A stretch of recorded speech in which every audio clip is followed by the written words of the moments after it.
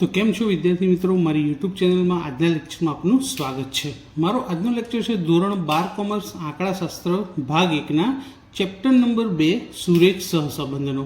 આજના લેક્ચરમાં હું તમને સુરેખ સહસંબંધના સ્વાધ્યાય 2નો વિભાગ ઈના દાખલા નંબર 1 અને 2 શીખવાડીશ અને આની અગાઉના બધા જ દાખલા મેં વિડીયો બનાવીને મારી ચેનલ ઉપર પ્લેલિસ્ટ બનાવીને મૂકેલું છે। જો તમે ના જોયા હોય તો તમે ત્યાં જઈને જોઈ શકો છો। તો શરૂઆત કરીએ આજે આપણે વિભાગ ઈની દાખલા નંબર 1થી। દાખલા નંબર 1માં આપણને બે કિંમતો આપી છે। એક છે કે રોગચાળાના સમય દરમિયાન નાક પર પહેરવાના માસ્કની વેચાણ કિંમત અને બીજું છે તેની માંગ। એટલે કે વેચાણ કિંમત છે એટલે કે ભાવ આપ્યો છે અને માંગ આપેલી છે। તે બંનેનો સંબંધ જાણવા એકઠી કરેલ માહિતી નીચે મુજબ છે। ભાવ છે અને માંગ છે। આ પરથી માસ્કનો ભાવ અને માંગ, અહીંયા આગળ ભાવ લખ્યું છે પણ અહીં શું આવશે? માંગ આવશે। ચોપડીમાં પ્રિન્ટિંગ મિસ્ટેક લાગે છે। વચ્ચે કાર્લ પિયર્સનની રીતે સહસંબંધાંક આપણે શોધવાનો છે। તો સૌપ્રથમ આ જે માહિતી આપી છે આપણને કોષ્ટકમાં, એને આપણે ચોપડાની અંદર દર્શાવી દઈએ કોષ્ટક બનાવીને। તો અહીં માહિતી મેં દર્શાવી દીધી છે। સૌપ્રથમ જે કિંમત આપી હતી એને એક્સ અને બીજા નંબરની જે કિંમત હતી એને વાય તરીકે દર્શાવી દીધા। હવે આપણે આને ગણવાનો છે। કોની રીતે? કાર્લ પિયર્સનની રીતે, એટલે કે ગુણન પ્રઘાતની રીતે। ગુણન પ્રઘાતની રીતે કાર્લ પિયર્સને આપણને 3 સૂત્રો આપેલા છે અને 3માંથી કયું સૂત્ર ઉપયોગમાં લેવું તે સૌપ્રથમ એક્સ બાર અને વાય બાર શોધ્યા પછી જ આપણને ખબર પડશે। તો સૌથી પહેલાં એક્સનું ટોટલ મારીએ। 38 + 45 + 40 + 42 + 35 આ બધાનું ટોટલ કરીએ તો મળે છે 200। એ જ રીતે 103 + 92 + 97 + 98 + 100 એનું ટોટલ કરવાથી આપણને મળે છે 490। સંખ્યાઓ કેટલી છે? 1 2 3 4 અને 5। તો n બરાબર કેટલા આવશે? 5 આવશે। તો એક્સ બાર શોધી લઈએ સૌથી પહેલાં। એક્સ બારમાં સિગ્મા એક્સ છેદમાં n, તો સિગ્મા એક્સ છે 200 અને n એટલે 5। 200 ભાગ્યા 5 કરીએ તો જવાબ આવશે 40। એ જ રીતે સિગ્મા વાય છે 490 છેદમાં n એટલે 5। 490 ભાગ્યા 5 કરીએ તો એનો જવાબ મળશે આપણને 98। તો એક્સ બાર અને વાય બાર બંને પૂર્ણાંક સંખ્યા મળે છે। કેવી સંખ્યા મળે છે? પૂર્ણાંક સંખ્યા। તો અહીં પ્રથમ સૂત્રનો ઉપયોગ થશે અને પ્રથમ સૂત્ર મુજબ જો કોષ્ટક બનાવવું હોય તો રકમના 2 ખાના એ સિવાય બીજા 5 ખાના બનાવવા પડશે। પહેલું ખાનું બનશે એક્સ માઇનસ એક્સ બાર, બીજું ખાનું બનશે વાય માઇનસ વાય બાર, ત્રીજું ખાનું બનશે x minus x bar into y minus y bar, ચોથું ખાનું બનશે એક્સ માઇનસ એક્સ બારનો સ્ક્વેર અને પાંચમું ખાનું આવશે વાય માઇનસ વાય બારનો સ્ક્વેર। અને આ 5 ખાનાનું ટોટલ આપણે કરવાનું છે, જેમાં જરૂરી છેલ્લા 3નું જ છે પણ અહીંયા આગળ લખી દઈશું આપણે કે sigma x minus x bar બરાબર શું મળે તે, sigma y minus y bar બરાબર શું મળે તે લખીશું। અહીં sigma x minus x bar into y minus y bar, અહીંયા આગળ સિગ્મા એક્સ માઇનસ એક્સ બારનો સ્ક્વેર અને અહીં સિગ્મા વાય માઇનસ વાય બારનો સ્ક્વેર। તો બધાનો સરવાળો લખવા માટે પણ રેડી કરી દીધું। હવે આપણે કોષ્ટક બનાવીએ। એક્સ માઇનસ એક્સ બારનો મતલબ શું થાય કે એક્સની જે કિંમતો છે તેમાંથી એક્સ બારની કિંમત એટલે આ બધી જ કિંમતોમાંથી 40 બાદ કરવાના। 38માંથી 40 જાય તો કેટલો જવાબ મળશે આપણને? -2। 45માંથી 40 જાય તો કેટલો જવાબ મળશે આપણને? 5। 40માંથી 40 જાય તો એનો જવાબ આવશે 0। 42માંથી 40 જાય તો 2।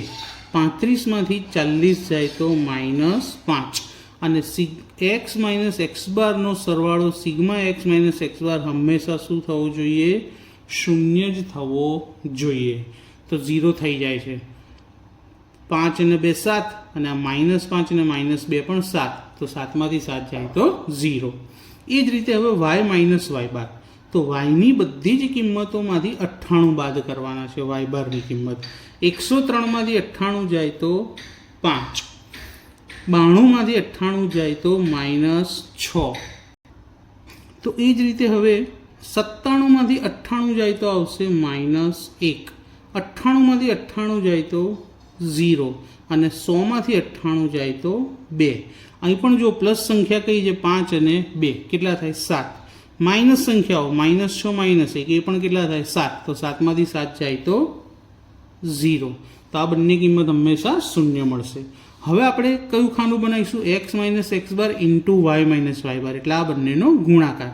2 પંચા 10 પણ કેવા આવશે માઇનસ, 5 છંગ 30 એ પણ કેવા માઇનસ, 0 સાથે ગુણો એટલે 0, અહીં પણ 0 સાથે ગુણાશે એટલે 0, 5 દુ 10 પણ કેવા માઇનસ, કારણ કે એક સંખ્યા માઇનસ છે ને એક પ્લસ એટલે પ્લસ માઇનસ માઇનસ.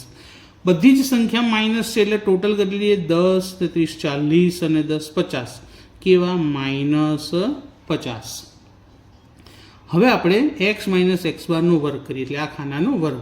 2નો વર્ગ આવશે 4, 5નો વર્ગ આવશે 25, 0નો વર્ગ 0, 2નો વર્ગ 4, 5નો વર્ગ 25 અને આ ખાનાનું ટોટલ મારીએ. 25 ને 4 29, 25 ને 4 29, તો ટોટલ થશે આપણું 29 દુ 58.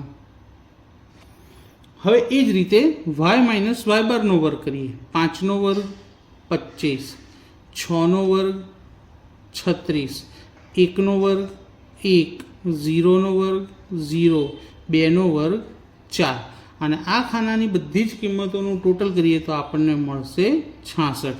હવે વર્ગ ક્યારેય માઇનસ આવે નહીં. માઇનસ સંખ્યાનો વર્ગ પણ પ્લસ આવે ને પ્લસ સંખ્યાનો વર્ગ પણ પ્લસ જ મળશે. હવે આ જે પ્રમાણે આપણે કોષ્ટક બનાવ્યું તેનું સૂત્ર લખી દઈએ અને એમાં કિંમત મૂકી દઈશું. તો r બરાબર sigma x minus x bar into y minus y bar છેદમાં વર્ગમૂળની અંદર સિગ્મા એક્સ માઇનસ એક્સ બારનો સ્ક્વેર ગુણ્યા બીજા વર્ગમૂળમાં સિગ્મા વાય માઇનસ વાય બારનો સ્ક્વેર. હવે આમાં કિંમત મૂકીએ તો sigma x minus x bar into y minus y bar કેટલા મળ્યા? -50 છેદમાં પ્રથમ વર્ગમૂળ સિગ્મા એક્સ માઇનસ એક્સ બારનો સ્ક્વેર કેટલા છે? 58 ગુણ્યા બીજું સિગ્મા વાય માઇનસ વાય બારનો સ્ક્વેર કેટલો છે? 66, તો બીજા વર્ગમૂળમાં 66 -50 એમના એમ 58 અને 66નો ગુણાકાર કરી લઈએ તો એનો જવાબ આપણને મળશે 3828 અને ઉપર વર્ગમૂળ ભેગું કરી દીધું. -50 એમના એમ આ 3828નું વર્ગમૂળ કાઢીએ તો જવાબ આવશે 61.87 અને આ બંનેનો ભાગાકાર કરીએ કે 50 ભાગ્યા 61.87 તો જવાબ આવશે -0.81. પણ કેવો જવાબ મળે આપણને? લગભગ. તો સહસંબંધાંક મળ્યો -0.81. હવે આ 0.81 કોની નજીક છે? 0ની નજીક.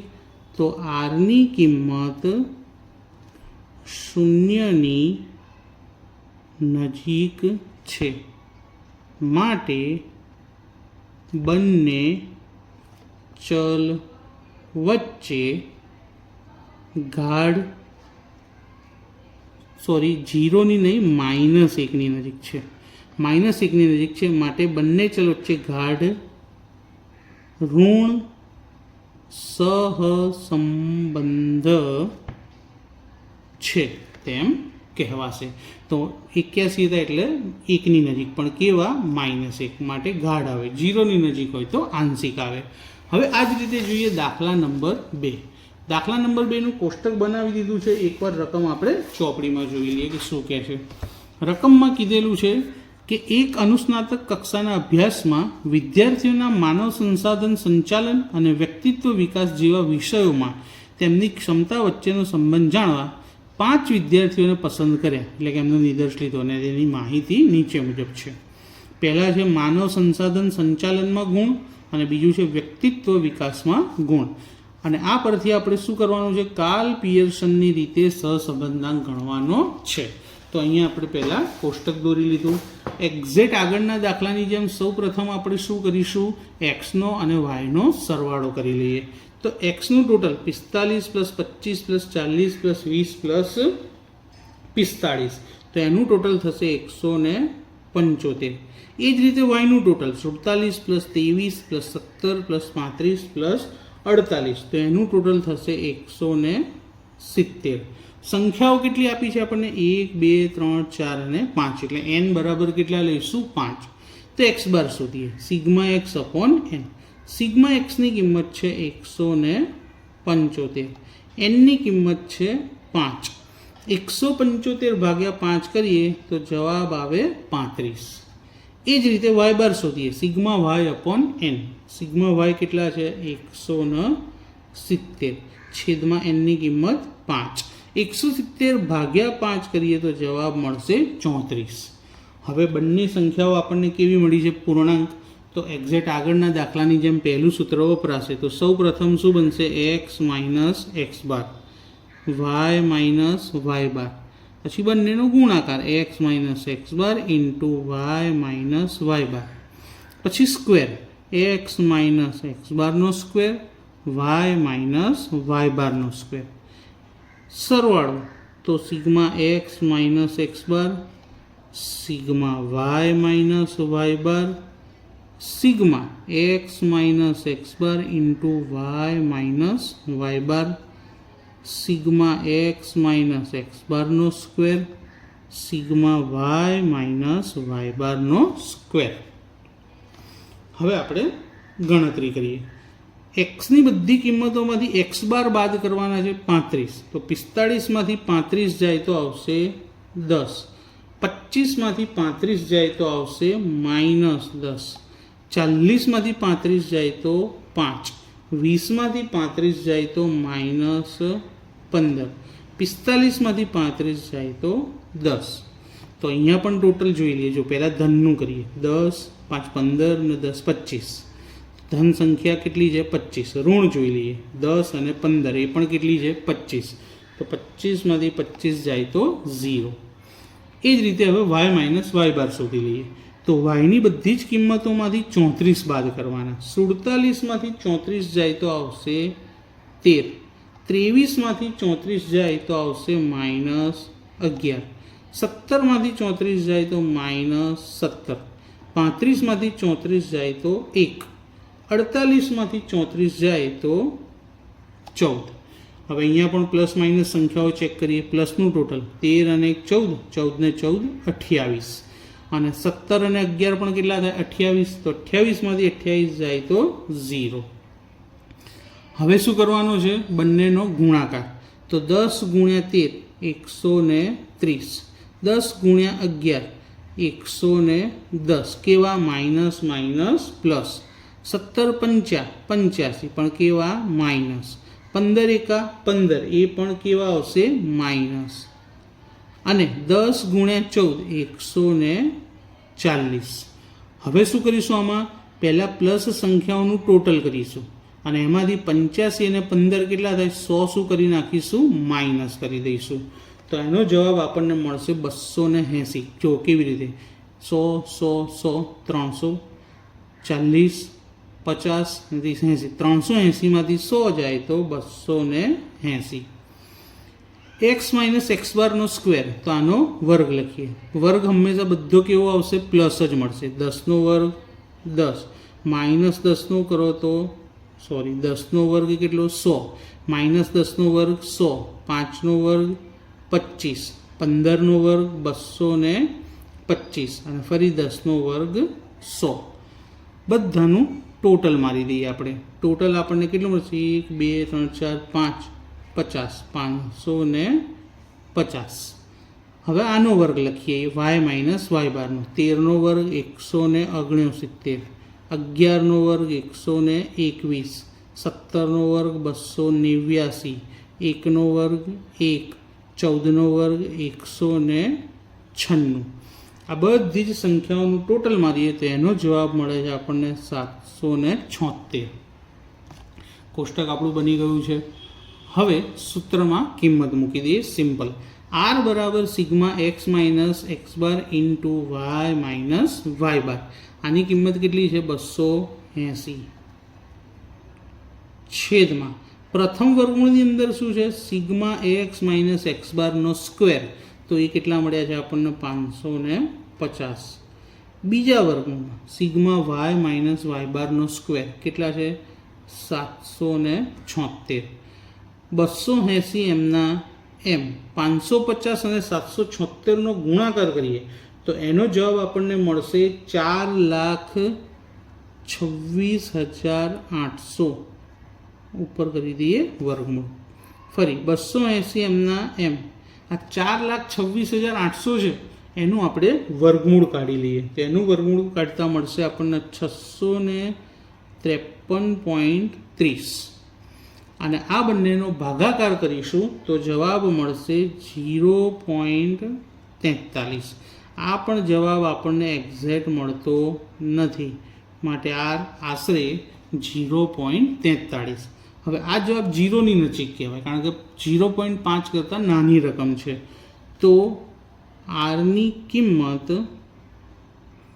0ની નજીક છે, માટે બંને ચલ વચ્ચે આંશિક ધન સહસંબંધ છે. ધન એટલા માટે કે જવાબ પ્લસ મળ્યો છે, માઇનસ હોય તો ઋણ આવશે. 0ની નજીક હોય તો આંશિક આવે, 1ની નજીક હોય તો ગાઢ આવશે. તો આજે આપણે ગણ્યા દાખલા નંબર 1 અને 2. તો આ દાખલા નંબર 1નું કોષ્ટક, ત્યારબાદ એક્સ બાર વાય બાર, અને આ દાખલા નંબર 1ની સૂત્ર લખી ગણતરી, અને આ એનું અર્થઘટન. સેમ એ જ રીતે દાખલા નંબર 2. દાખલા નંબર 2નું કોષ્ટક, એક્સ બાર વાય બાર, અને તેનું સૂત્ર લખી તેની ગણતરી કરી અને આન્સર પરથી તેનું શું લખી દીધું? આપણે અર્થઘટન લખ્યું. તો મિત્રો, આજનો વિડીયો તમને કેવો લાગ્યો મને કમેન્ટ કરી જરૂરથી જણાવજો. અને જો તમે ચેનલ પર નવા હો તો ચેનલને સબસ્ક્રાઈબ કરવાનું ભૂલતા નહીં, અને વિડીયોને શેર જરૂરથી કરજો. Thank you.